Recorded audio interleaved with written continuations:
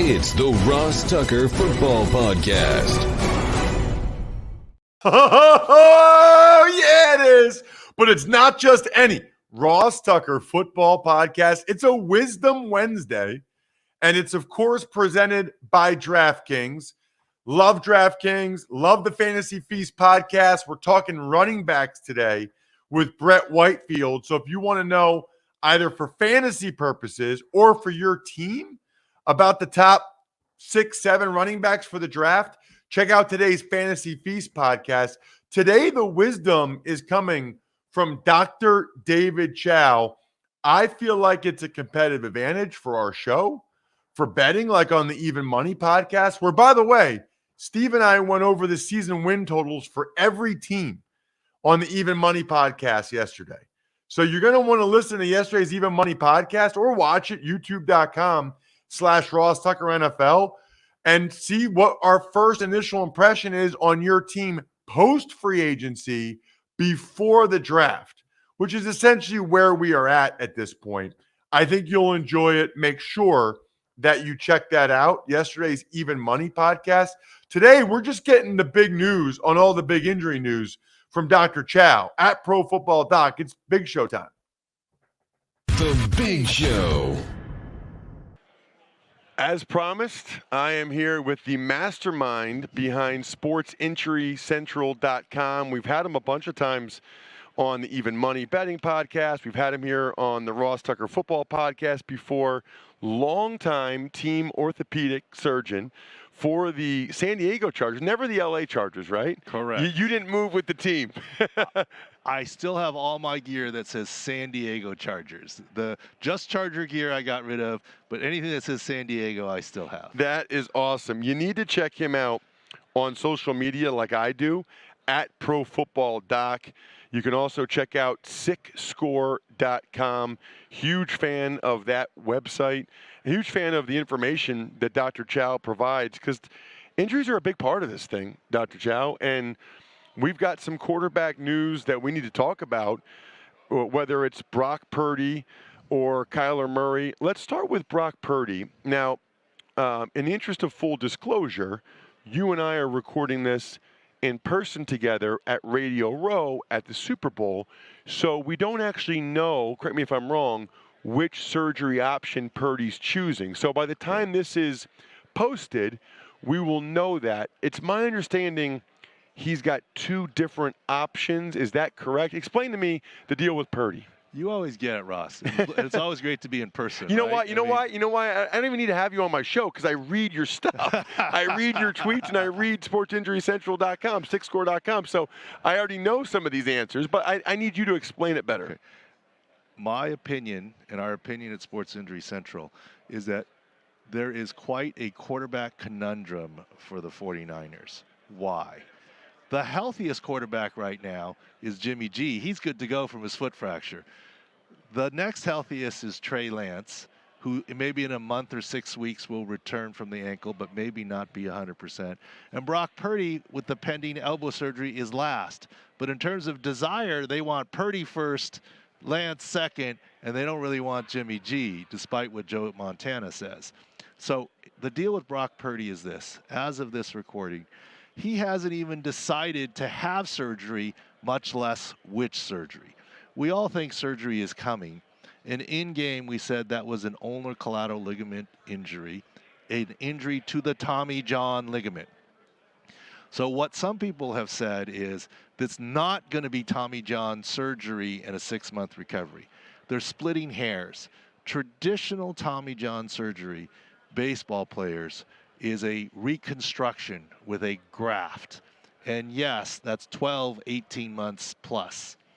This, they're hoping for a repair, which without a graft, which could speed the recovery timeline. But it's still Tommy John surgery. It's just not Tommy John reconstruction.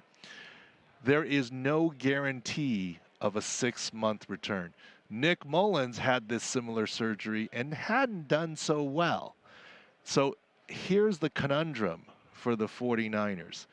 They're loaded to win the Super Bowl. The quarterback position, due to injuries, failed them this year. are they willing? And I love John Lynch. He's San Diegan. He's Hall of Famer and he's a smart guy. But he's got to be thinking, what are my contingency plans? What if? How can you project a 6-month return to play timeline without even having the surgery where the 6 months hasn't even started yet? Maybe after the surgery you can have. It's already February as we're talking here. Yeah. So I like to fire off questions at you. Yeah. He has to have surgery, right? Like there's no way you can just rehab this, right? I haven't examined him, but if it is a complete ulnar collateral ligament tear, yes, he will have to have surgery. Josh Allen earlier this year had a partial and played through it and did not have surgery.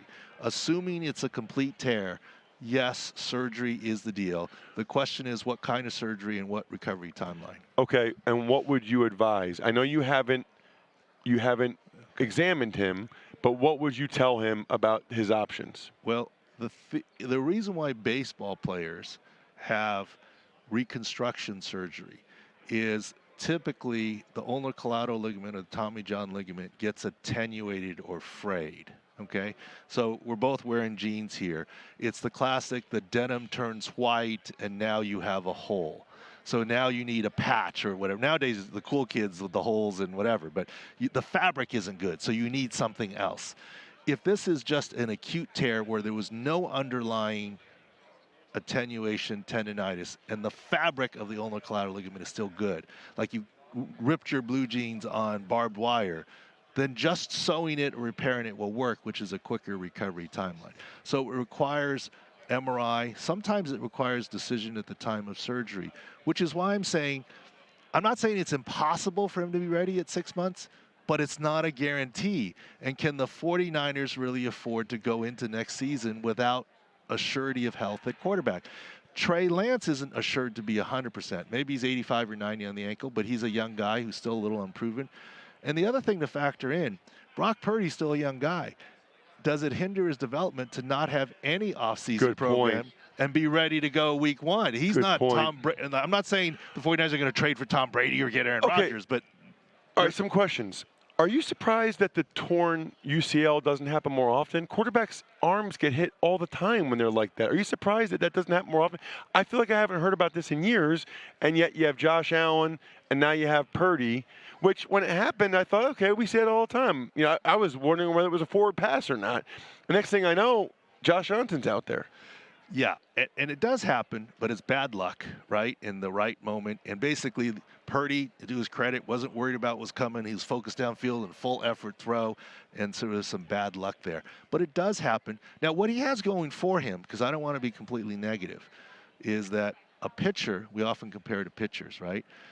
Off a mound is different, and a starting pitcher, if he throws 100 pitches in an outing, he probably throws 150 near maxed effort throws between warm-up and what have you. Right. Whereas a quarterback, if you throw 40 times in a game, and I will quote Todd Haley on this. He told me, I asked him the question when he was interviewing me on Sirius. I said, 40 throws for a quarterback, how many are full or near max effort throws? He said 4 to 6. Okay, so it is a little easier to return from Tommy John like surgery. Big Ben did it in his final year, so it's not unheard of. There's just a lot of attention on this one, given the timing in the playoffs. How impressed or surprised are you that he was even able to throw those 2 screens if it was completely torn? Not surprised because they were 2 screens. I mean, look, I might have been able to do that left-handed. I mean, they were not exactly, and pretty clearly, like I was in a big room of people watching the game, and I said, yeah, Brock Purdy's done. He's not coming back. Take the 11.5 in game. And when he came back on 3rd and 14 for Josh Johnson, the whole room gave me grief. And I was like, well, let's see what he does. He handed off to McCaffrey on 3rd and 14. I mean, that told you all you needed to know. I forget Trey Lance's injury, and how healthy do you think he'll be? Ankle fracture dislocation. And here's the thing. He's obviously a mobile quarterback. That's part of his game. And he's said to be able to return to OTAs in a month. But you know the start of OTAs is just a ramp-up. That's not to say he's 100% in a month. And how healthy will he be? I mean, it happened week 1, right? But is an ankle fracture dislocation. It was a Dak Prescott-like injury. And we remember Dak Prescott, when he finally came back in training camp, injured his lat shoulder because he wasn't fully able to step into throws. Dak was a little later in the season, not week 1. But we don't know. He's not 100% yet. He's not cleared yet. In a month, he'll start to ramp up, and we'll see. All I'm saying is I'm not saying Trey Lance won't be healthy. I'm not saying Brock Purdy won't be healthy. I'm saying there's got to be a lot of head-scratching and worrying in 49er world. Is there a concern about Trey Lance's mobility? I think he will be mobile. The question is, will he be 100% Trey Lance, or will he be 90%, depending on his mobility? Big difference. Big difference between those two. Let me get to a couple other guys I wanted to ask you about. One of which is Kyler Murray. Now, what is the deal with this report that he supposedly might miss all of next year? What is the deal with that? Like, I was stunned when I saw that. Well, first of all, you know the saying in football, right? Never too high, never too low, right? And that's what we react to in injuries. When people said, oh, it was just an ACL, we said, no, it's more than an ACL, MCL, and now the reports of meniscus repair too. We said from the beginning it was likely that he would not be ready, and certainly not 100% at the beginning of the season, given the style of play that he has. As far as not ready at all, look,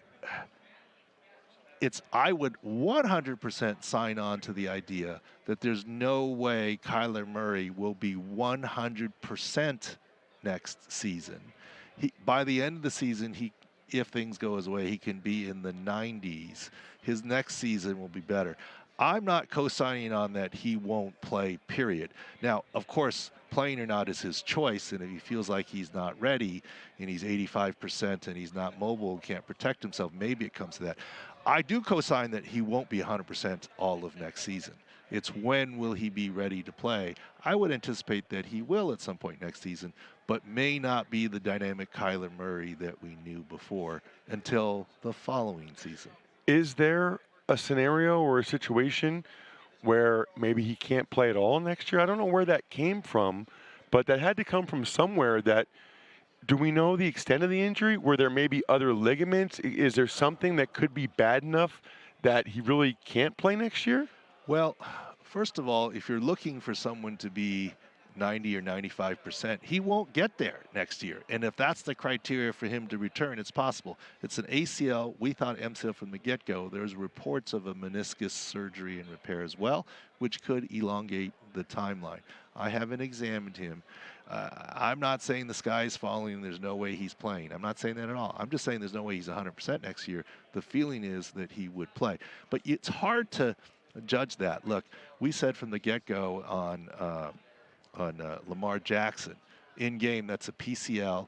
He's not returning to play. But I fully expected him to play late season and certainly in the playoff game, even though he wasn't 100%. And in the end, he didn't play. So there's other factors. Was that contract for Kyler? I don't know. Now that he's got his contract and the front end is kind of guaranteed, is there a rush for him? And I'm not saying that he's being soft or taking the money and running, but you may be more, look, if I'm really only 80 or 85%, I want to protect myself. I'm not the biggest guy in the world, and maybe I'm not that dynamic, and I'm not the best choice. So I'm not hating on him if he chooses that route. There's a lot of unknowns right now. So we know that the contract issue is a big one. Is there any aspect of Lamar Jackson's injury, or even just the injury the last couple years, that if they said to you, hey, Doc, this kid wants a fully guaranteed deal. We're talking about $150 million fully guaranteed. Do you think we should just franchise tag him and let it play out one more year and see if he can stay healthy? Are you ever, as a team doctor, in those conversations? Because before they give him that much guaranteed money, I think they want to have some idea of just how healthy he's going to be able to be during the length of that contract. I have been involved in some of those discussions, not with Lamar, obviously, but with other players, with the Chargers, et cetera. And I think that's kind of what gives me a little bit of a unique advantage, right? Of, quote, having been in the room when it happened, Hamilton and the kids love that stuff. I didn't write the Declaration of Independence, but I love that. I love that play. Yeah. So my point is, see how well-rounded I am. No, that's the kids. But no, the deal is, yes, those come into play. Now, to be fair to Lamar, the team probably didn't do him any favors this year or last year. Remember, last year we said he's not returning to play with that ankle bone bruise. This year we said it's going to be at least 3-4 weeks with that PCL. But you had the weekly press conferences. Well, maybe this week. Oh, yeah, he's ruled out. Maybe this week. And that kind of makes the player look bad, to be fair. Yeah. Right? And that's why when I run into players here, former players that I've commented on, I'm always worried, like, oh, were you mad at what I said about your injury? And universally, players say, no, I'm glad because I couldn't say it. That you helped me. Well, I'm so glad you said that because the teams tell you you're not allowed to say anything about it, okay? But then I remember I had a guy, 2004, Trey Teague was our starting center, and he fractured his kneecap, which I think was a 4-week injury. Does that sound about right? That would be quick. Okay. Yeah. Well, whatever he did, right? And the first couple weeks, they would list him as questionable, and the media would come around, and he knew he was out. At least we might have had the bye, so it might have been 5 weeks, whatever. He knew he was out for a while, and he finally went to the coach and said, "If you don't tell him, I'm gonna," because he felt it made him look really soft when he's at his locker, and they're like, "Are you gonna be able to go this week?" And he's like, "Yeah, I don't know. We'll just have to see." You do that for a month, the fans and people start to think that you should be out there. You've been questionable, and you've been maybe or maybe not for a month. Yeah, that's absolutely right. So the last Super Bowl the Chiefs were in, I ended up going to the hotel and I sat down with Mitchell Schwartz, right tackle. Yeah. And I sat down and introduced myself. And I'm friendly with his brother who does great media stuff, Jeff.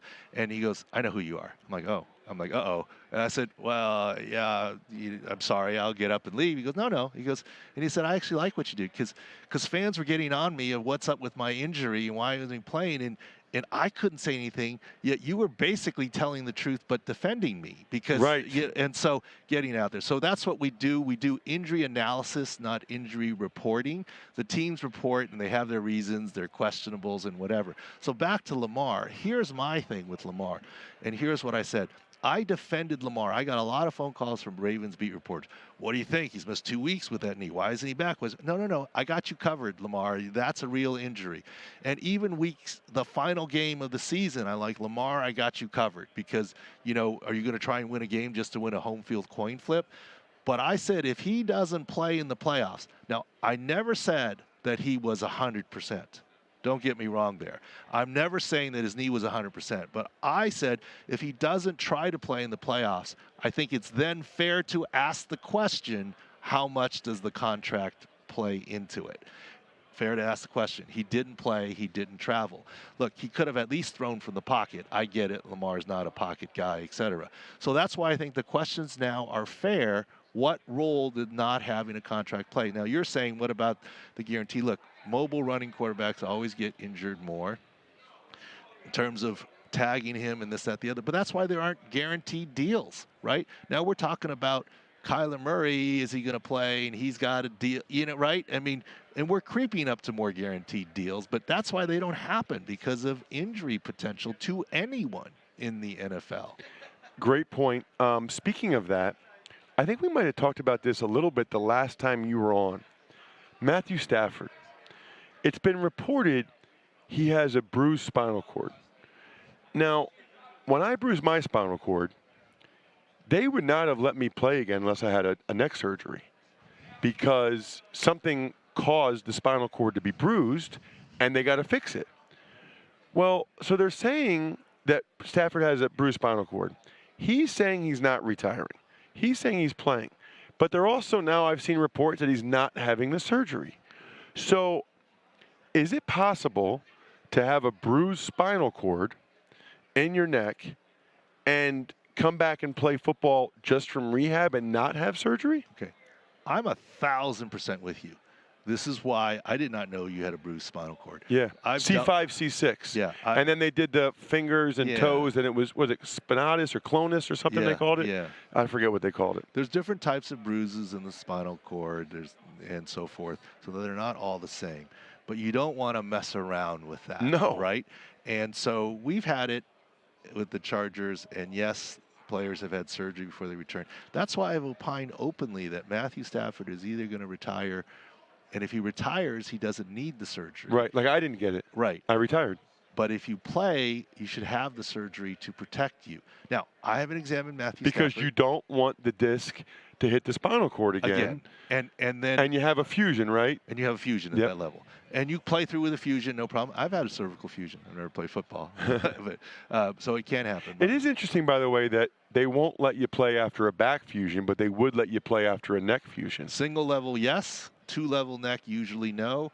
Back fusion, no, because remember the motion segments are different, and there's some technical issues. And honestly, with the back fusion, I think it's very hard to play football. You lose your mobility. Right. Whereas the neck, you still have most of it because, and not to get technical, but most of your mobility in your neck is in the upper segments. So if it's a lower segment, you're okay. But I'm of the opinion from the outside, and I'm not on the inside, that Matthew Stafford, in theory, you're right. That's the path. Maybe there's something I don't know. Because here's the thing. You can't mess around the spinal cord. If there's a 1% chance of paralysis or permanent damage, don't you need to have the surgery? I mean, this is the spinal cord. You can't mess around with that. But I don't know. Maybe it was a different kind of spinal cord bruise or different thing, and, we'll see what happens. So we always try and spread what I say is insider knowledge about the injuries, but it's not insider information. So we haven't spoken to Matthew Stafford or his wife, or look, I could call Reggie Scott on the Rams, head athletic trainer or the head team physician, but they're not going to tell me because of HIPAA, and so I don't go that insider information route ever. The last one I wanted to ask you about, Michael Gallup, and this is something that really bothers me, and I like to talk about. He didn't have a very good year. Now, he tore his ACL the year before, right? Didn't have a very good year. We find out after the season, Doctor, I don't know if you saw this. I'm sure you did. This is your job. But he got surgery on his ankle and his knee. So what does that tell you, number one? And I always say, and you know the truth, if you're inside the white lines, you're saying you're healthy enough to play, and nobody cares. Nobody cares. I mean, were you there when Cromartie played with like a messed up hip in San Diego for a whole year? And he wasn't as good that year, but nobody cares, right? What do you think's going on there? So I guess the first thing would be commenting on, there is no excuse, but sometimes it can be the reason. It's why you guys have 6 scores. It's why you guys give people a score. Okay, so for that, first of all, we started the year saying under on Michael Gallup futures props because we didn't see him being completely healthy from that late of an ACL. Now he's had off-season surgery. My second point is, first of all, it is the other side, but there is compensation and involved. And there, as you know, Ross, there are 3 to 5 times more surgeries at the end of the season than in season. I mean, Lane Johnson's going to have surgery after he plays in the Super Bowl, right? And so that's what happens. That's the norm. But to circle back, to be fair, because you say if you're inside the white lines, you're good, that may have factored into what Lamar Jackson was saying. Look, if I'm inside the white lines, I'm considered good and no excuses, but really my knee isn't there, so I'm not going to do it. And that's just the counterpoint of being fair to Lamar or potentially Kyler if he's not returning early or a prolonged absence next year. You're right. Once you're inside the white lines, you're deemed healthy and you better produce. Nobody cares. Nobody cares. And honestly, they shouldn't, because you know what? Most people are dealing with something. Most people have something bothering them. And that's in defense of circling back to our Lamar conversation. Maybe he's like, he felt like I really couldn't do it. I'm going to look bad. And once I'm in the white lines, I'm putting myself at risk and going to cost myself money that I can't do it. And I'm really not healthy. But, of course, I would like him to try and then have the team say no. But I don't know. I don't know the dynamics of what happened. The last thing about Gallup is when you see the ankle and knee surgeries, what does that probably mean? And how concerning is that for next year? Because the Cowboys need more production from the number 2 wide receiver. Well, right now we only have reports of the ankle and the knee and what it was done. And based on the recovery timeline from the ACL, I'll give you the early hint. There's clearly no futures props or anything up yet, but we're probably going to go over that this is a rebound year for Michael Gallup, assuming we don't Why know. does him getting ankle and knee surgeries make you want to go over? I would think that you'd be, what does he have, loose bodies or scar tissue? Or We need to do more investigation of the specific type of surgery. I thought they said he was scoped. Just if that, I don't know if that but makes there's a all difference. different types Yeah, of yeah, yeah. scopes that are done, I just meant not like some big invasive. Right, and so hopefully it's an oil lube and tune-up to his knee and ankle, and the quote car engine runs better, and his ACL will be 1 year better.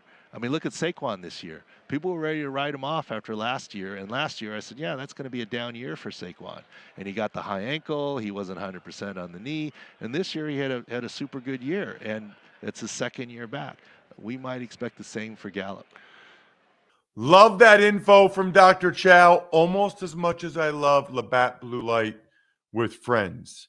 Live life to the power of we. Drink some Labatt Blue Lights. You getting out there this week to go golfing? Do it. You're on spring break like me? Do it. Always enjoy responsibly, of course, beer, Labatt USA, Buffalo, New York. Tux Takes.